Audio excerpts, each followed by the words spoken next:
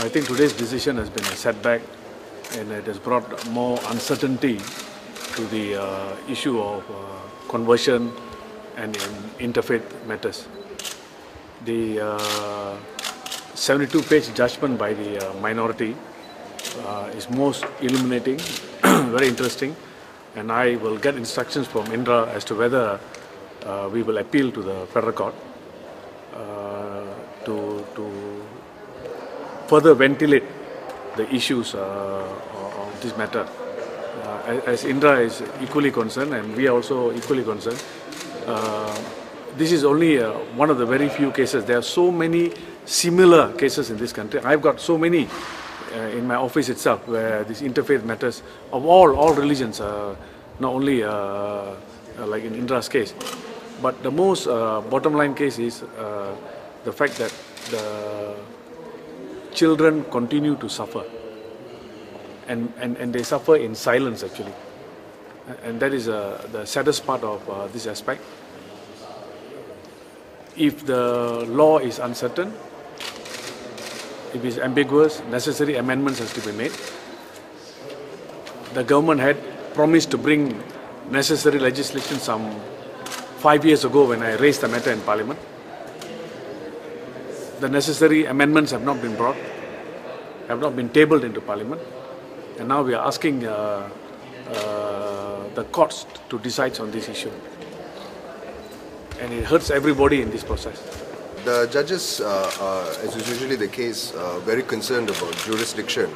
There seems to be an issue with most of our Malaysian court matters. They are far more concerned with jurisdiction than the actual merits of the case.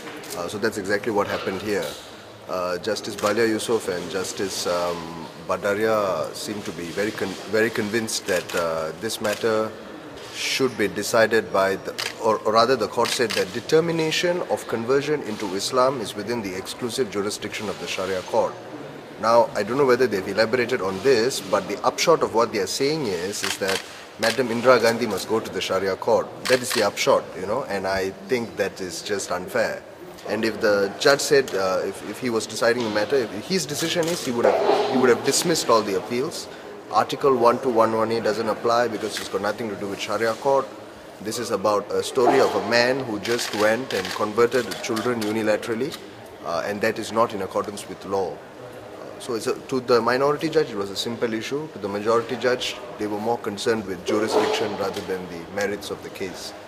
They said that they have written an extensive judgment which will be available on Monday. We will get it and circulate it around. Any questions? The conversion of the widow and the youngest child is Oh yes, yeah. And also the Court of Appeal said that its decision does not affect the oldest child, who is already 18 years old already. I was very disappointed and saddened with the decision. Well, I don't know all the law terms, but they are my child. When is this going to end? It's keep on dragging for so many years, and I have no clue after this what is going to happen to my children. When am I going to get to see my daughter? It's been 7 years. It's like I cannot get justice in my own Malaysia land. When is this going to stop? And I want to continue my life with my children. I don't want to walk court every time. Each month I have to come to the court. All this when is going to stop? I'm really very disappointed. Theoretically, will you consider letting your children go to the Sharia court to fight their own case? Why should I go to Sharia court for? I'm not a Muslim. And my children are not a Muslim.